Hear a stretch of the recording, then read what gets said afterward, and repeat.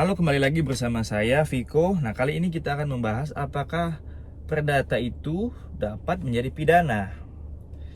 Karena banyak hutang piutang yang tidak dapat dilunasi, akhirnya lapor polisi. Nah, tapi jauh sebelum itu kita harus tahu dulu di dalam perdata itu ada perikatan atau verbitenis.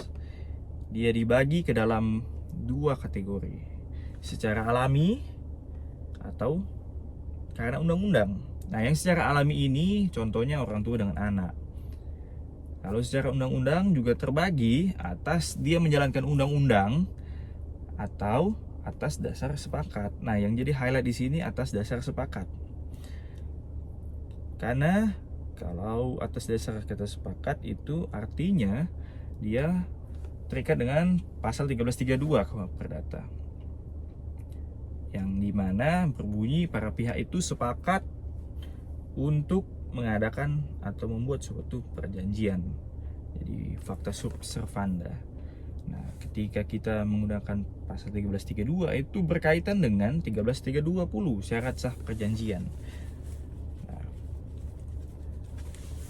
kembali lagi ke topik, apakah perdata dapat menjadi pidana? Jadi dalam perdata itu ada dua. Ada cedera janji atau wan prestasi yang kita tahu, ada juga onreh matahdat atau perbuatan melawan hukum, singkatannya PMH. Nah, kalau dia cedera janji itu dia melakukan suatu perikatan tapi dia tidak melaksanakan, pertama. Yang kedua, dia melakukan tapi sebagian. Nah, yang ketiga, dia melakukan sesuai dengan perikatan tapi sudah terlambat, sudah lewat tempo waktunya.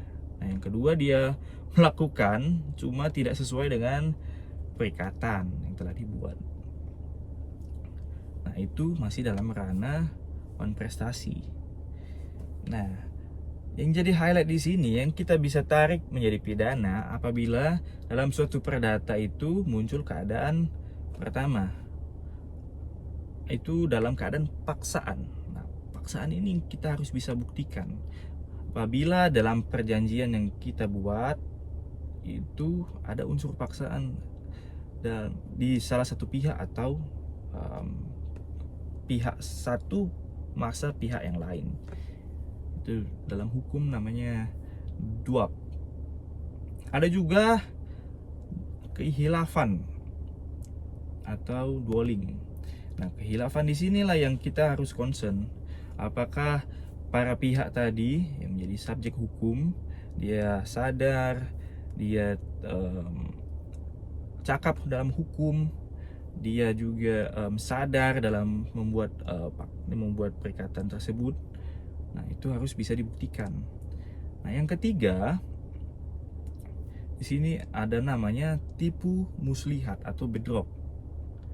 Nah, jadi perikatan itu salah satu pihak mungkin memanfaatkan menipu agar para pihak itu terlena dan juga menyepakati suatu perikatan. Nah, ada keadaan satu lagi yang terakhir, yaitu dalam keadaan penyalahgunaan keadaan kalau tidak salah. Nah, jadi penyalahgunaan keadaan ini pihak yang satu itu memakai kelemahan pihak yang kedua untuk dituangkan ke dalam klausul.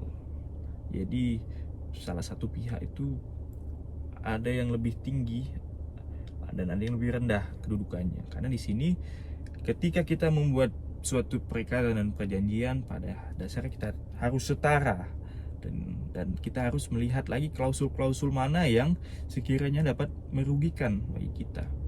Nah, jadi intinya dalam pembahasan kali ini bisa perdata ditarik ke dalam pidana apabila tadi telah memenuhi keadaan dalam perbuatan melawan hukum.